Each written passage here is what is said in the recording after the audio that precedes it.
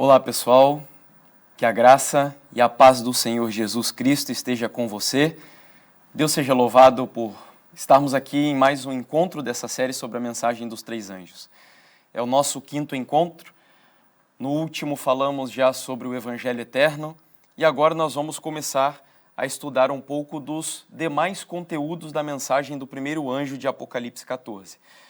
Hoje nós falaremos sobre o primeiro imperativo dessa mensagem, que é o temei a Deus. E antes de nós abrirmos a palavra, quero convidar você a fechar os olhos para nós fazermos uma oração. Oremos. Querido Pai, obrigado pela oportunidade concedida a nós de podermos estudar a Tua palavra e compreendermos um pouco melhor acerca desse tema tão importante e tão necessário para o tempo que vivemos, levando em consideração que estamos em uma geração cujo temor, cuja reverência, cujo respeito pelo nome do Senhor tem cada vez mais sido afastado da sociedade. Por essa razão, além de vivermos essa experiência, também devemos, de alguma forma, apresentá-la às pessoas ao nosso redor. Por isso eu quero te pedir, ó Pai, que o Senhor nos dê entendimento, que o Senhor retire do nosso coração todo espírito de preconceito, a fim de que o Senhor ministre às nossas vidas aquilo que nós realmente precisamos. Nos abençoe, nos dê o Teu Santo Espírito em mais esse estudo, em nome de Jesus. Amém, Pai. Então, como estamos fazendo em todos os encontros, nós vamos ler de novo o Apocalipse 14, versículos 6, e agora nós já vamos avançar para o versículo 7, uma vez que ontem, ou melhor, uma vez que no último estudo, nos dois últimos, já compreendemos um pouco acerca da mensagem do Evangelho Eterno. Apocalipse capítulo 14, versículos 6 e 7. Vi outro anjo voando pelo meio do céu, tendo um evangelho eterno para pregar aos que se assentam sobre a terra e a cada nação, e tribo, e língua, e povo, dizendo em grande voz: temei a Deus e dai-lhe glória, pois é chegada a hora do seu juízo, e adorai aquele que fez o céu e a terra e o mar e as fontes das águas. O mesmo anjo que aparece como um arauto do evangelho eterno, como foi aí estudado por nós no último encontro, tem também uma mensagem fundamental. Há praticamente 3 imperativos na mensagem do primeiro anjo de Apocalipse 14, versículos 6 e 7, onde o primeiro nos diz que devemos temer a Deus, o segundo, dar glórias a Deus, e o terceiro, adorar aquele que fez. Então a mensagem do primeiro anjo, ela poderia basicamente ser dividida ou ser resumida nesses 3 imperativos. São 3 ordens que Deus dá a todos aqueles que aceitam as boas novas da salvação. Diferente do que muitas pessoas acreditam, que quando nós recebemos o Evangelho e somos perdoados por Deus, justificados pela fé, e agora podemos viver uma vida assim, qualquer, comum. O que a Bíblia nos diz aqui é que todos aqueles que têm uma experiência com o Evangelho, eles são quase que intimados a temerem, glorificarem e adorarem a Deus. É como se o temor, a glorificação e a adoração fossem a resposta natural de todas as pessoas que aceitam a mensagem do Evangelho Eterno. E por fim, nesse estudo então, nós vamos ver o que significa o primeiro imperativo da mensagem do primeiro anjo, que é o temei a Deus. Essa é uma expressão que não se restringe apenas ao contexto do Apocalipse.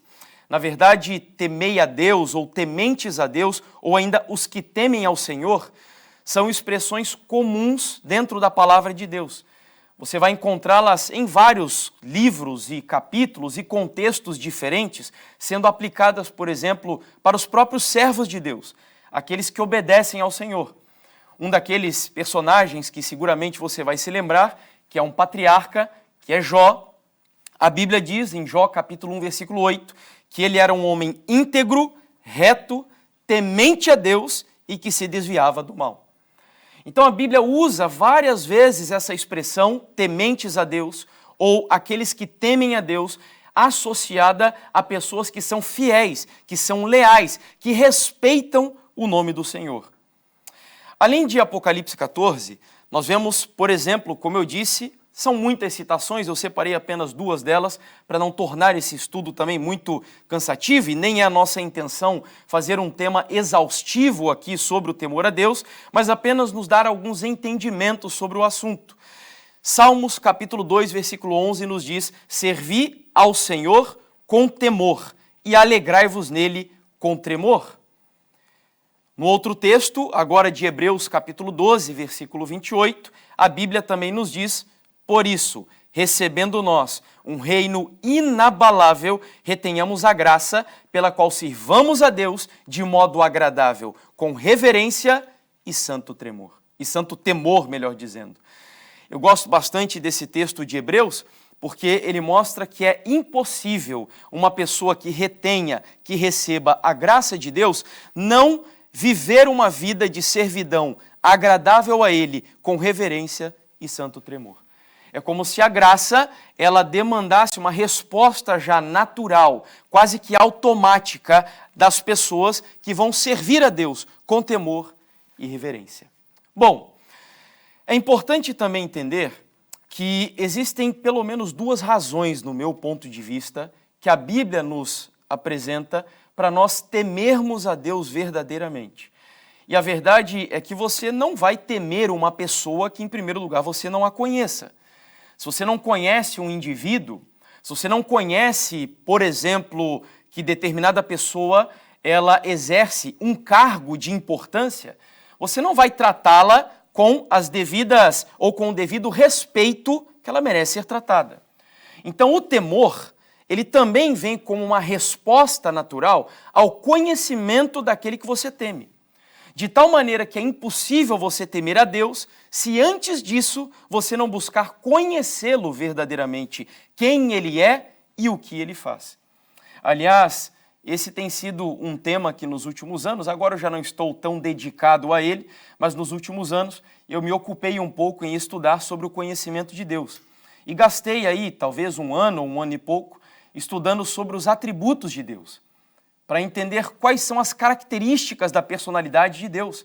E isso me fez muito bem, me ajudou a compreender um pouco melhor quem é o Deus a quem eu sirvo. E eu destaquei aqui apenas 2 características de Deus, que elas praticamente são aquelas mais importantes que nos impulsionam a temê-lo como um Deus todo-poderoso. A primeira delas está no livro de Salmos, capítulo 33, versículos 8 até o versículo 9.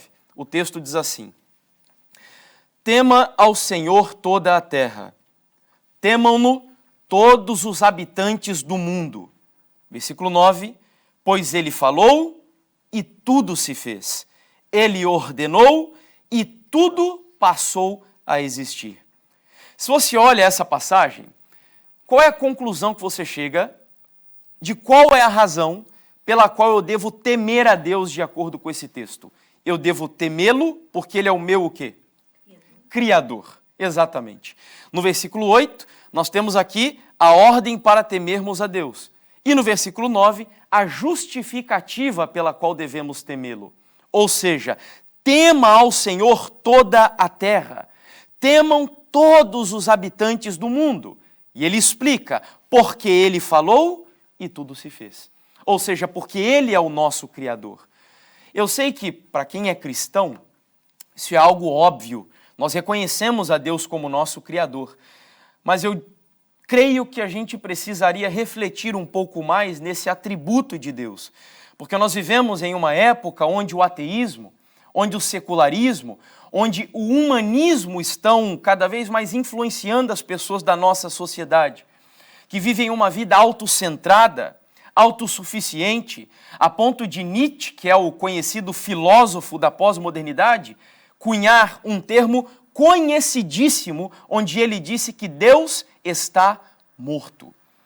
E ele chegou a dizer que o homem se tornou um super-homem, tão capaz e tão autossuficiente, que já não precisa mais do Deus judaico-cristão, que na verdade é um mito criado para explicar coisas da vida que antes a ciência não existia para explicar.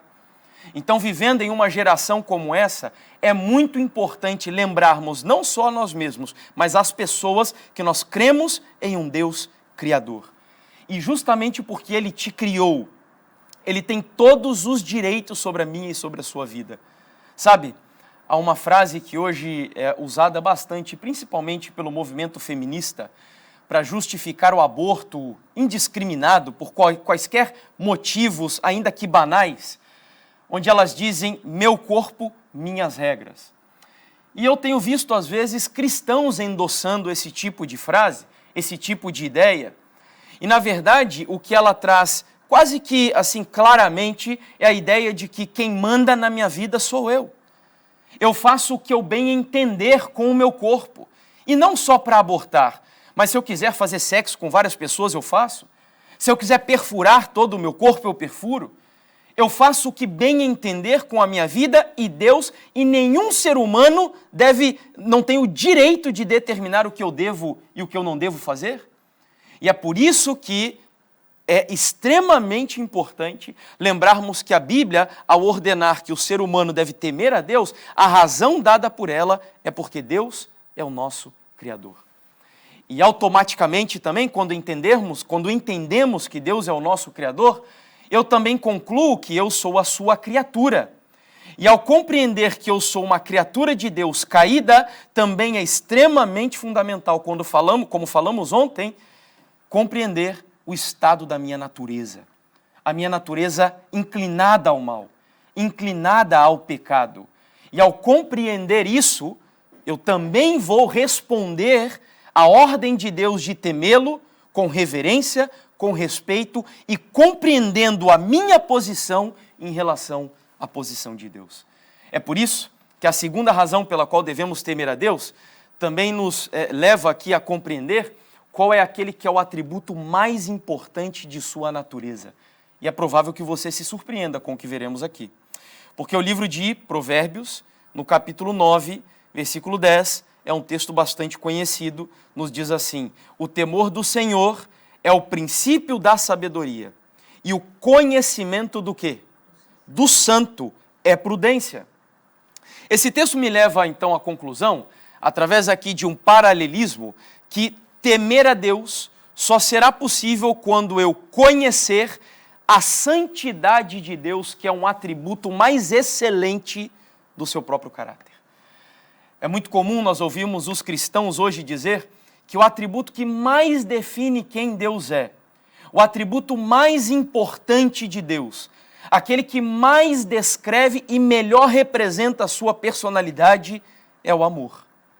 No entanto, quando nós vamos às Escrituras, sem nenhum tipo de ideias pré-concebidas, nós vemos indiscutivelmente, e muitos teólogos chegam a essa mesma conclusão, que o atributo mais importante de Deus é a sua santidade. De tal forma que eu vi certa vez uma frase dizendo que o amor é apenas o comboio, como dizem vocês, lá no Brasil a gente fala trem, é apenas o comboio que anda sobre os trilhos da santidade de Deus. Ou seja, é a santidade de Deus que regula, que fundamenta, que orienta todos os demais atributos do Senhor. De tal maneira que na Bíblia você nunca vai encontrar nenhuma vez a Bíblia dizendo que Deus é amor, amor, amor. Que Deus é justo, justo, justo. Que Deus se ira e se ira. Não, mas você vai encontrar na Bíblia dizendo que Deus é santo, santo, santo. 3 vezes santo. É o que em teologia a gente chama de trihagion. No hebraico não existe o superlativo, que nós usamos o superlativo para enfatizar adjetivos que nós aplicamos a determinados indivíduos. No hebraico isso não existe.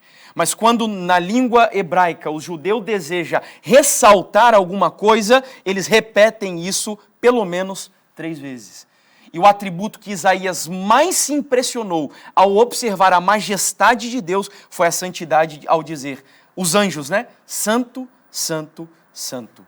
Então a santidade de Deus, entender que Deus é transcendente, que Ele habita numa esfera inatingível, inalcançável, uma esfera inigualável. Ainda que eu seja santo na minha esfera, eu nunca vou atingir a dimensão da esfera de santidade de Deus. Por isso que a Bíblia diz que ele habita na luz inacessível. Meus amigos, certa vez eu li um texto que me deixou assim espantado com o tamanho desse Deus, dizendo que Deus pesa os oceanos nas palmas das suas mãos. Quando eu li esse texto, eu tive a curiosidade de ir na cozinha da minha casa e abrir a torneira e deixar ela pingando. E eu estendi a minha mão para ver quantos pingos eu conseguia reter nas minhas mãos. E chegou mais ou menos em 70 pingos e já começou a vazar. Quantos pingos será que tem os oceanos? E a Bíblia diz que Deus pesa os oceanos na palma da sua mão. Esse é o tamanho do Deus que nós servimos. Diz ainda que ele também mediu o peso das montanhas usando balanças. Imagina só, Deus pesando pesando as montanhas com balanças. Diz que ele estendeu os céus como se fosse... Sabe quando você vai arrumar a sua cama pela manhã? E aí você pega a coberta e faz mais ou menos assim para esticar? Foi dessa maneira. Essa é a expressão, a metáfora que a Bíblia usa para mostrar como Deus fez todo o universo, os céus, esse vasto universo que nós olhamos acima das nossas cabeças. Esse é o Deus que nós servimos. Um Deus santo, um Deus criador, um Deus que...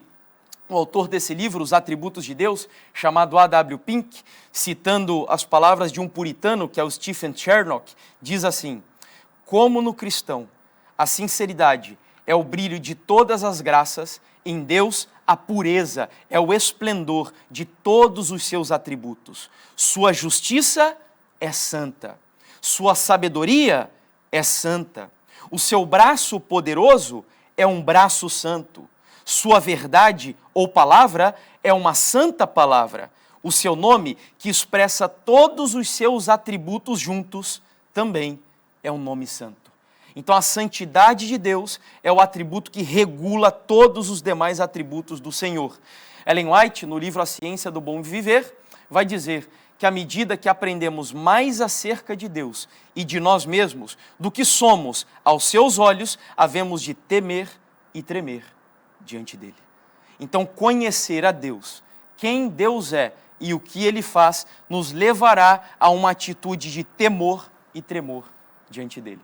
Bom, mas o que significa temer a Deus? Será que quer dizer que eu devo ter medo de Deus? Que eu devo olhar para Deus e ficar apavorado diante dele? Olha, para aqueles que são rebeldes, para aqueles que desobedecem a sua palavra e vivem uma vida ímpia de rebelião contra Deus, estes sim devem ter medo e pavor de Deus. E terão, inclusive de acordo com a Bíblia, quando Jesus voltar, a ponto de olharem para o Cordeiro e pedirem para os montes e rochedos caírem sobre eles. Mas quando a palavra do Senhor ordena que os seus filhos façam isso, a ideia não é que a gente tenha medo de Deus. Como filhos de Deus, nós não precisamos ter medo dele. Vejamos então o que significa o temor a Deus de acordo com a Bíblia. Primeiro, e aí nós vamos ver algumas características do que é temer a Deus. Primeira delas, Salmo 111, no versículo 10 nos diz: o temor do Senhor é o princípio da sabedoria. É quase uma repetição do texto de Provérbios que nós lemos há pouco. O temor do Senhor é o princípio da sabedoria. Revelam prudência todos os que o praticam. De acordo com o texto, então, temer a Deus é o princípio da sabedoria.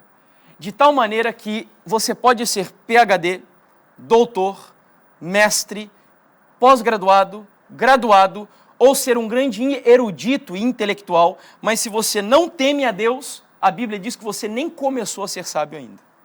Porque para Deus, o temor do Senhor é o princípio, é o beabá, é o ABC de toda a sabedoria.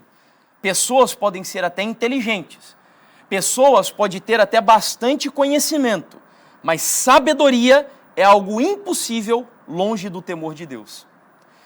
Avançando um pouquinho mais, nós vemos no livro de Levíticos, e aqui eu separei dois textos, um é da versão, se eu não me engano, Almeida Revista e Atualizada, e o outro é da versão Almeida Corrigida e Fiel, onde, fazendo um paralelo das duas traduções, nós vamos compreender um pouquinho melhor o que significa temer a Deus.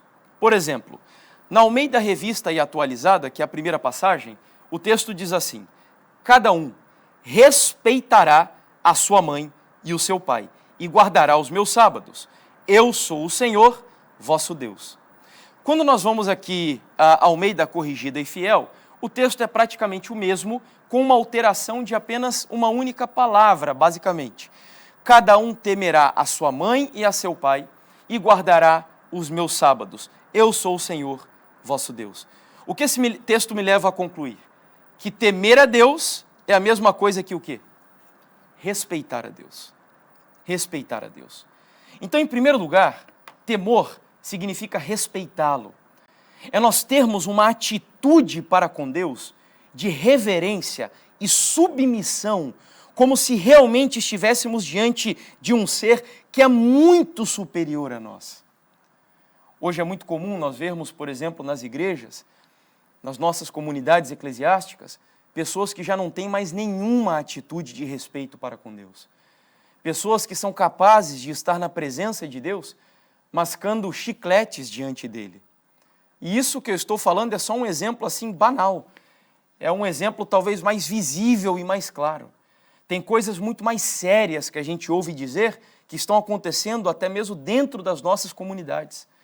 Pessoas que diante da presença do Senhor estão ali gastando tempo, acessando internet durante o culto, mexendo nas redes sociais, vendo coisas, às vezes, não é nem só profanas, porque a palavra profana significa comum, mas coisas abomináveis dentro da própria igreja. E sabe qual é a razão disso? É algo que eu chamo de falta de intuição da presença de Deus. Você sabe o que é a intuição da presença de Deus? É muito fácil nós fazermos um diagnóstico da nossa vida para sabermos se nós temos essa intuição.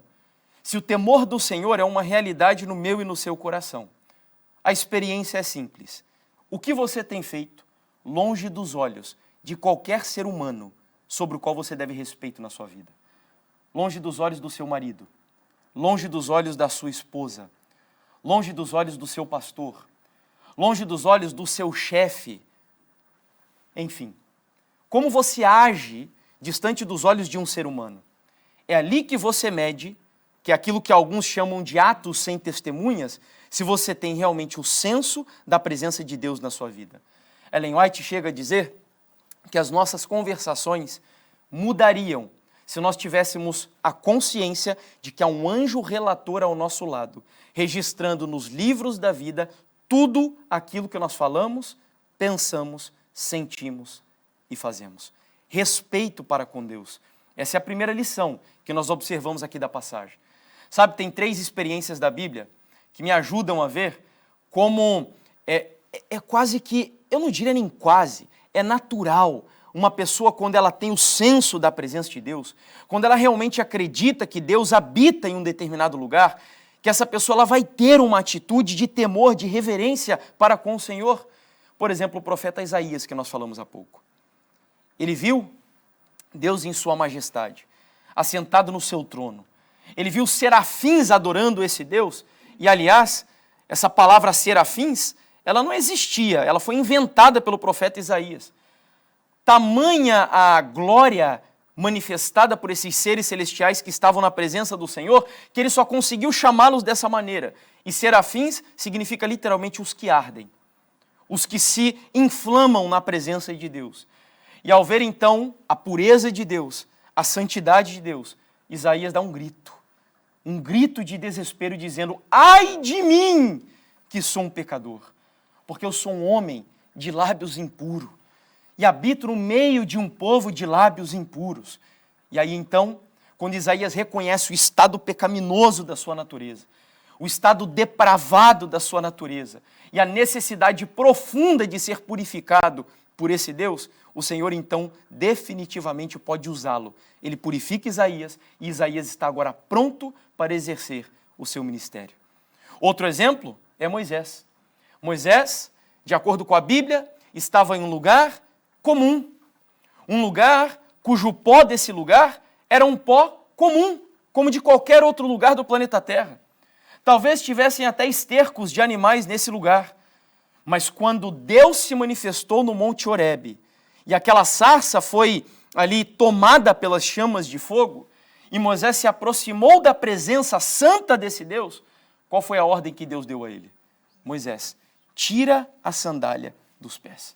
Porque, meus amigos, qualquer lugar onde Deus se manifesta, seja aqui nesse auditório, seja lá onde for, a partir do momento que Deus se manifesta neste lugar, este lugar se tornou um lugar santo, separado pela própria presença dele, porque Deus é um Deus santo.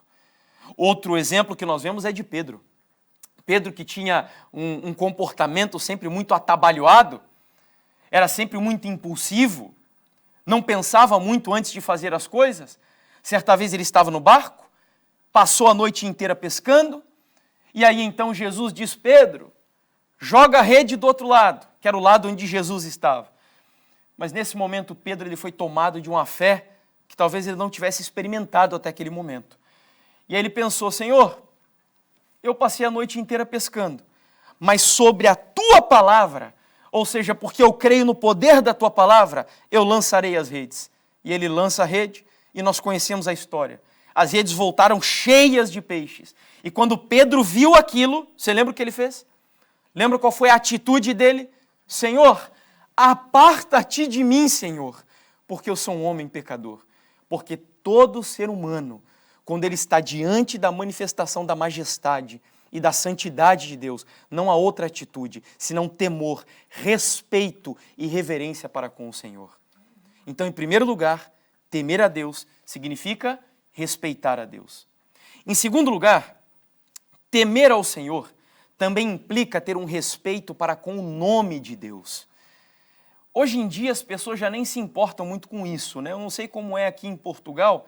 Lá no Brasil as pessoas já não valorizam tanto, senão aquelas pessoas que ainda têm um certo cuidado, mas enfim, o cuidado com o nome da família. Não era assim antigamente? Havia-se, né, todo um cuidado para não manchar o nome da família na sociedade, mas ainda hoje as pessoas procuram zelar para que o nome não seja sujo aí no mercado financeiro, né, para que ela não seja prejudicada. E a Bíblia diz, em muitas passagens, que nós devemos ter um temor para com o nome de Deus. Um respeito para com o nome dele. Por exemplo, Salmos, capítulo 111, no versículo 9. Fique à vontade se você quiser abrir as escrituras para conferir o texto, mas o texto diz lá que santo e tremendo é o seu nome. Lembra dessa passagem? Santo e tremendo é o nome de Deus. Em Deuteronômio, capítulo 28, no versículo 58, a Bíblia diz, fala de temer este nome glorioso e terrível.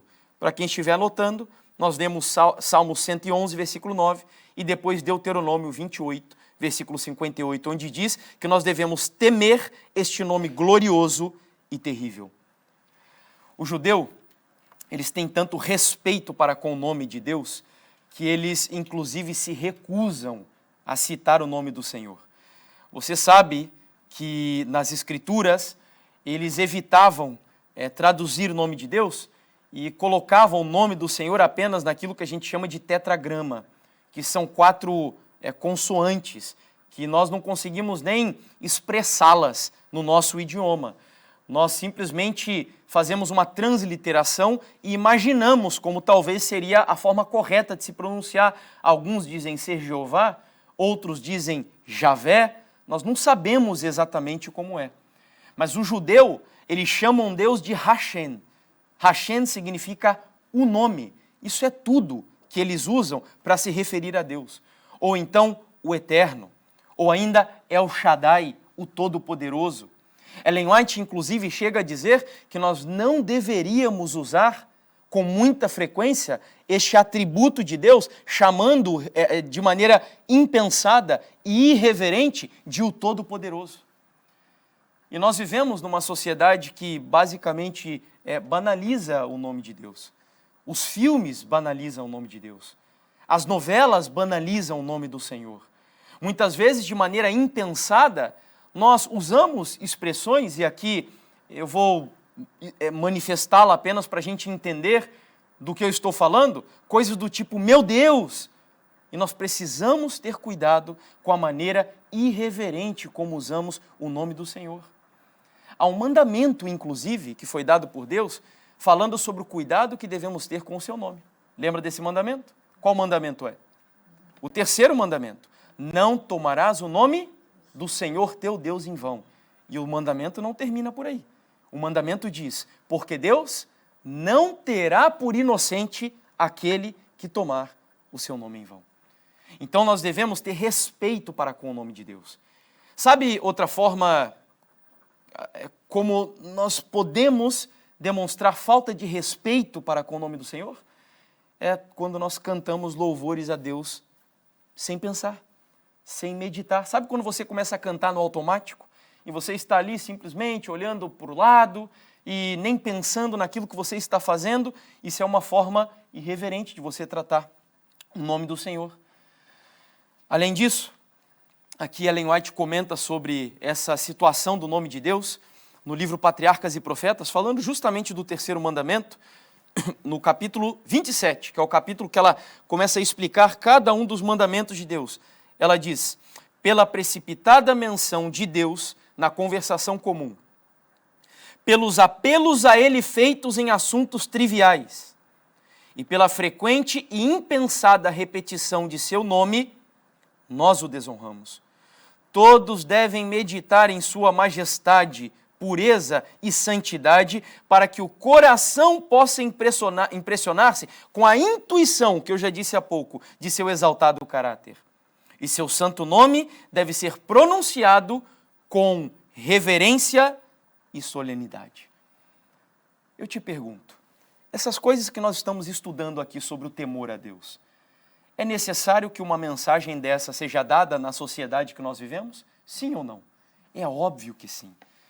As pessoas hoje perderam completamente a noção e o respeito de Deus. E sabe qual é um dos grandes diagnósticos que eu faço? Que talvez seja uma das razões pelas quais isso esteja acontecendo na própria igreja? Quando os filhos, eles não respeitam seus pais. Isso é uma evidência clara de que a pessoa ela não vai respeitar o seu Deus. Sabe por quê? Porque o apóstolo João chega a dizer que se você não ama o seu irmão a quem você vê, você não amará aquele que você não vê. E isso se aplica, assim, à questão do temor aqui, porque se você é filho e não respeita o seu pai que você vê, você jamais respeitará o seu pai lá no céu que você não vê. Então, quando filhos não respeitam regras dentro do lar, mesmo nós, quando mais velhos, Ellen White diz que nós, mais velhos, quando temos ainda os nossos pais vivos, devemos honrá-los ainda assim. E como nós podemos honrá-los? Ela diz que nós devemos dar o melhor possível para cuidar deles, zelar por eles e protegê-los enquanto eles estiverem vivos. Temor a Deus, respeito para com o Senhor. Sabe outra forma como nós podemos tratar o seu nome de maneira irreverente? Eu sei que você conhece o texto, onde o apóstolo Paulo, no livro de Romanos, ele diz que o nome dele é blasfemado entre os gentios por causa do povo de Deus. Porque ele diz assim: vocês dizem que não se deve adulterar e adulteram. Vocês dizem que não deve roubar e roubam. E ele conclui: o meu nome é blasfemado entre os gentios por vossa causa. Eu não sei como anda a questão política aqui em Portugal, mas lá no Brasil é uma tristeza o que tem acontecido.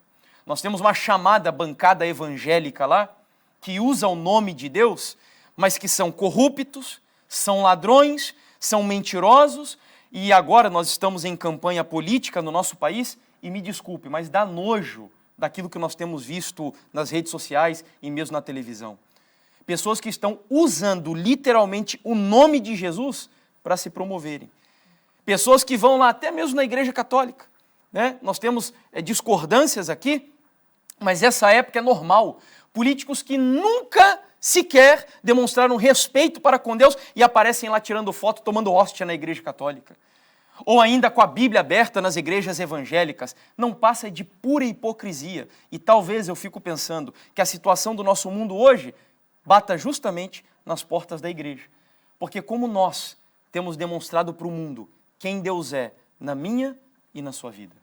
Temor a Deus. Vamos a mais uma característica. Abra sua Bíblia aí no livro de Provérbios, capítulo 8, versículo 13. Aqui nós temos uma lição extremamente importante sobre o que significa temer a Deus. Ou, se não podemos dizer que é justamente um significado, mas pelo menos uma atitude daqueles que temem ao Senhor.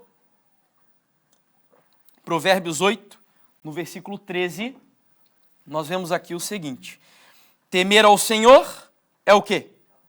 Odiar o mal, diz a minha Bíblia. Odiar o mal. Odeio o orgulho e a arrogância, o mau comportamento e o falar perverso. Vá comigo agora para o mesmo livro de Provérbios, só que no capítulo 16, no versículo 6. Provérbios, capítulo 16 e o versículo 6. O texto diz: pela misericórdia e pela verdade se expia a culpa, e pelo temor do Senhor os homens evitam o quê? O mal. Veja que temer a Deus não significa apenas ter respeito para com Deus, reverência para com o seu nome, mas também significa ter um ódio pelo quê? Pelo mal, pelo pecado. Significa ter aversão pelo pecado.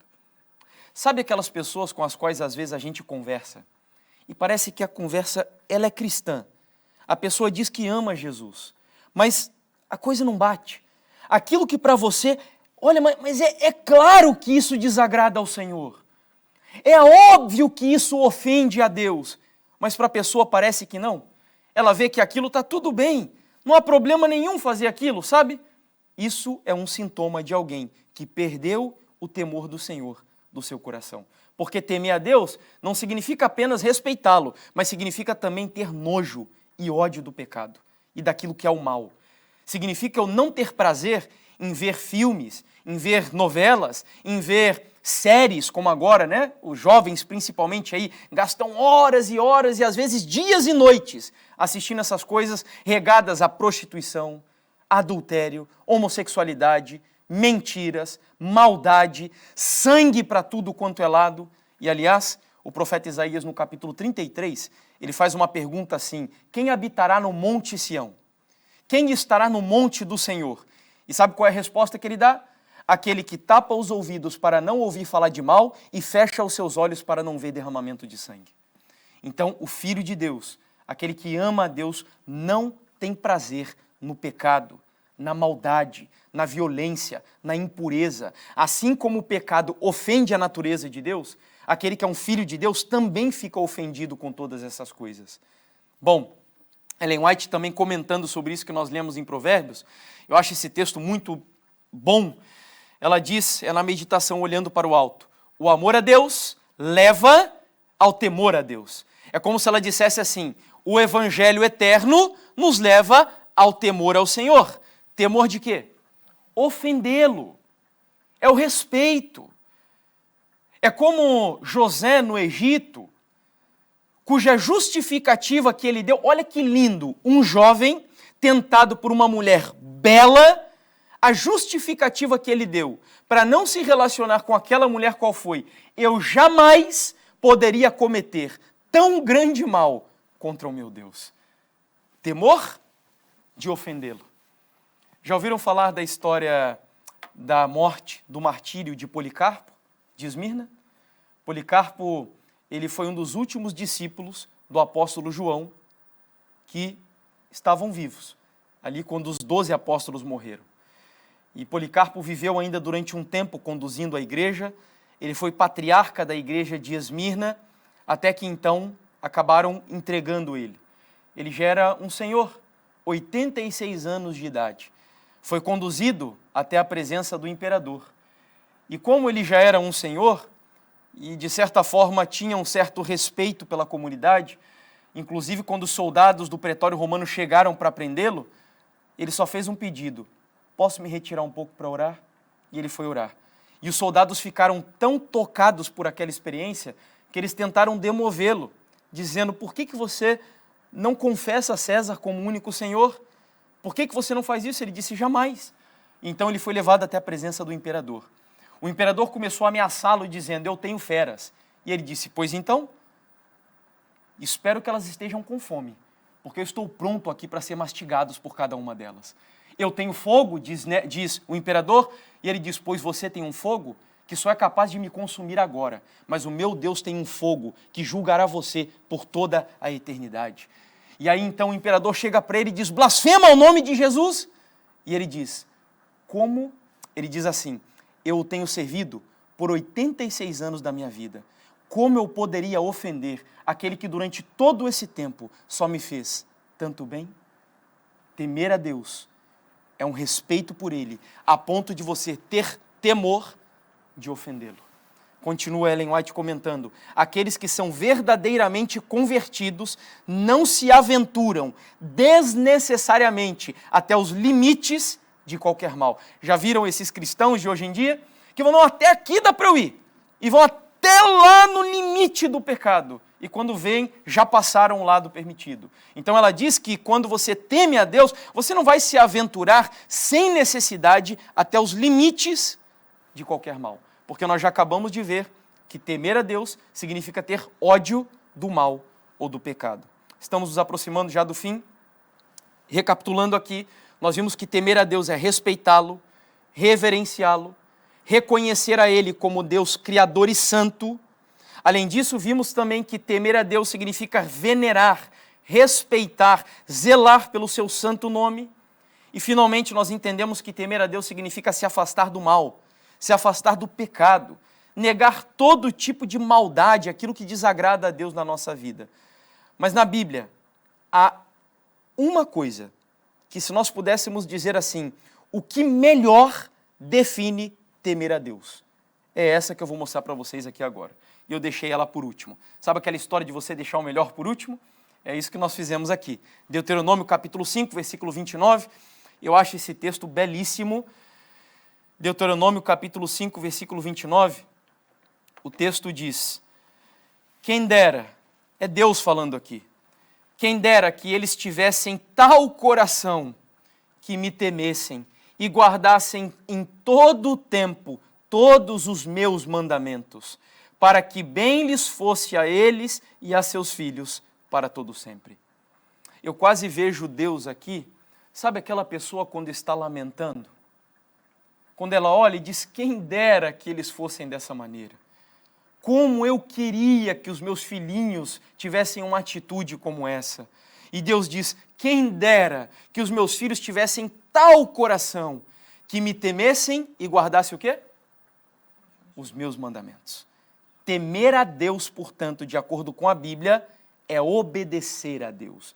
E obedecer a Deus implica numa atitude de guardar e obedecer aos seus mandamentos. Você está entendendo agora que a mensagem do primeiro anjo é completa? Ontem nós falamos sobre o Evangelho eterno, que mostra o amor de Deus, a ira de Deus e a justiça de Deus. Mas a pessoa que aceita o perdão oferecido para ela na cruz, a atitude imediata será uma atitude de quê? Obediência aos mandamentos de Deus. Não existe tal coisa como, que bênção, eu fui perdoado e agora eu vou fazer de Cristo um ministro do pecado. Não existe isso. Eu posso cair. Eu vou escorregar algumas vezes, é óbvio. Mas Jesus não morreu para que eu continue pecando à vontade e fazendo dele um cordeiro qualquer, que eu só vou usar quando me interessa. Não. Jesus morreu para perdoar e para me dar poder para que em nome dele eu vença o pecado na minha vida. Temor a Deus é obedecer a Deus, é obedecer aos seus mandamentos. Eu tenho dito que assim como o amor de Deus é incondicional, a nossa obediência a Deus também deve ser incondicional. E há um exemplo na Bíblia de alguém que obedeceu a Deus de maneira incondicional, há muitos na verdade, mas no meu ponto de vista, Abraão é aquele que mais representa uma atitude de temor tão grande que chegou ao ponto de fazer o que você sabe na história de Abraão. E não foi fácil. A Bíblia e Ellen White comentando o episódio dizem que quando aquela voz chegou para Abraão, para ele foi extremamente desafiadora, porque parecia contraditório. Deus havia dito que de Isaque virá a tua descendência. E como assim? Se é de Isaque que virá a descendência, como pode agora Deus me ordenar matar então esse que é aquele que Deus disse de qual viria toda a minha linhagem? E eu imagino que Abraão, algumas vezes, talvez tenha pensado e imaginado que possivelmente aquela fosse a voz do inimigo, ou a voz da cabeça dele. Sabe quando foi o momento que ele teve certeza de que era Deus? Ellen White diz que ele pegou o seu filho de madrugada, saiu sem que Sara soubesse, enquanto eles caminhavam rumo ao monte que Deus ficou de lhe orientar, onde ele deveria oferecer o sacrifício, ele viu uma nuvem. E a nuvem na Bíblia era o símbolo da presença do Senhor. Ali ele teve certeza. E Ellen White, descrevendo a cena, é impossível você não se emocionar. Ela diz que o pai subiu, e enquanto subia, o filho olha para o seu pai, e ele vê o cutelo, e ele vê a lenha, mas ele não vê o cordeiro. E ele pergunta: papai, onde está o cordeiro? E eu imagino aquele pai com o coração quebrantado, doído, mas cheio de fé, que eu não sei de onde ele tirou. Ele olha para o filho e diz: Deus proverá, meu filho, Deus proverá. E ele sobe agora ao monte, e o filho se submete, como falamos no estudo de ontem, como um cordeiro manso levado ao matadouro. Isaac era um tipo de Cristo ali no Monte Moriá. E então, antes de ter as suas mãos amarradas, Ellen White diz que o pai e o filho dão um último abraço. Eles agora se despedem. O filho deita no altar. O pai levanta o cutelo. E quando o pai, Abraão, está a ponto de sacrificar o seu filho, ele ouve uma voz. Talvez foi a voz mais feliz de toda a vida de Abraão, que ele ouviu durante toda a sua vida. E Gênesis capítulo 22, versículo 12 afirmam: então lhe disse, Deus falando para ele: não estendas a mão sobre o rapaz e nada lhe faças, pois agora eu sei que o quê? Temes a Deus, porquanto não me negaste o filho, o teu único filho. Ou seja, Abraão, por respeito, reverência e obediência a Deus, chegou ao ponto de oferecer o seu próprio filho no altar do Senhor, para obedecer a Deus. Meus amigos, Ellen White conclui a cena da história de Abraão dizendo que todo o universo celestial estavam interessados no que estava acontecendo. Era um espetáculo a história de Abraão diante do universo. Os seres dos mundos não caídos, os anjos de lá do céu estavam olhando para o episódio aqui na terra. E quando Abraão estende o cutelo para sacrificar o seu filho, ela diz que eu quase vejo o céu dando um suspiro. E quando então Deus dá a resposta, ela fala que os anjos aplaudem a atitude de Abraão. E o texto não termina por aí. Diz ainda que os anjos compreenderam melhor o evangelho por causa da atitude de um ser humano aqui na terra. Louvado seja Deus por isso. Pessoas que temem a Deus, pessoas que amam a Deus, que obedecem ao Senhor, demonstram para todo o universo criado o evangelho e o poder do evangelho para os seres celestiais que não conhecem a graça de Deus como nós conhecemos. E para a gente concluir,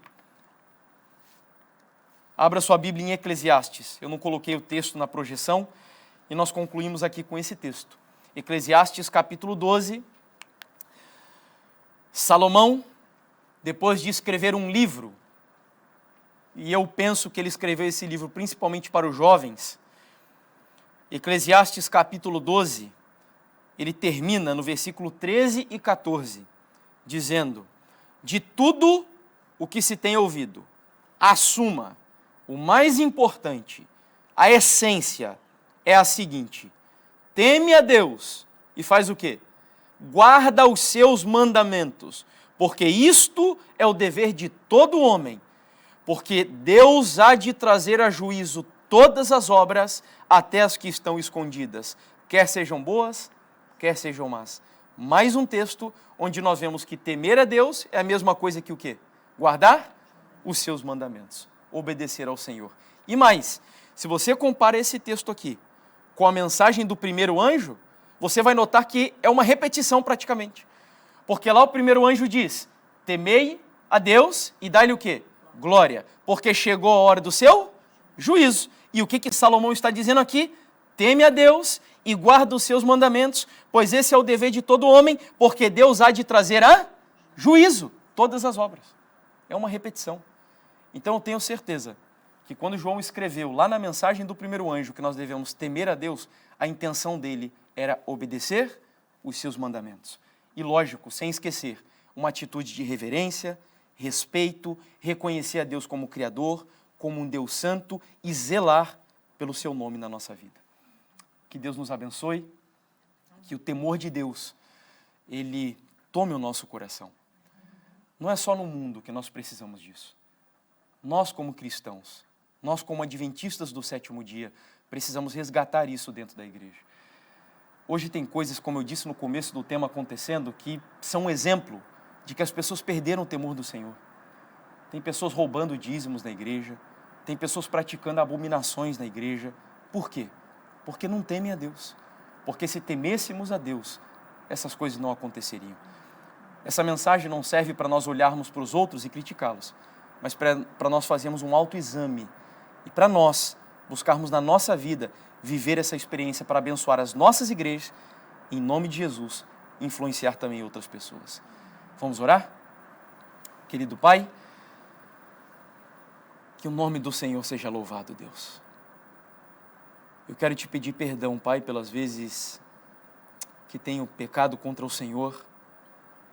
Queremos juntos aqui pedir perdão a Ti, ó Deus, por todas as vezes que nós acabamos ofendendo o Teu santo nome, que não demonstramos respeito e reverência para com o Senhor. Nós não queremos viver um cristianismo hipócrita. Nos ajuda, Pai. Nos dê o poder do Espírito Santo. Faz com que a mensagem do Evangelho, ela impulsione o nosso coração a uma atitude de respeito, de reverência e de temor para com o Teu santo nome. Nos ajude, assim como o salmista disse, a termos prazer e alegria em obedecer os Teus santos mandamentos. Nos dê nojo, como eu já orei aqui nessa série, pelo pecado, pela maldade, pelas coisas desse mundo, e nos ajude a termos prazer em aquilo que dava prazer a Jesus enquanto Ele viveu aqui no planeta Terra. Cuida de nós, cuida da Tua igreja. Que o Senhor encha o nosso coração do temor ao Teu santo nome, Pai. É o nosso desejo, a nossa oração, em nome de Jesus. Amém, Deus.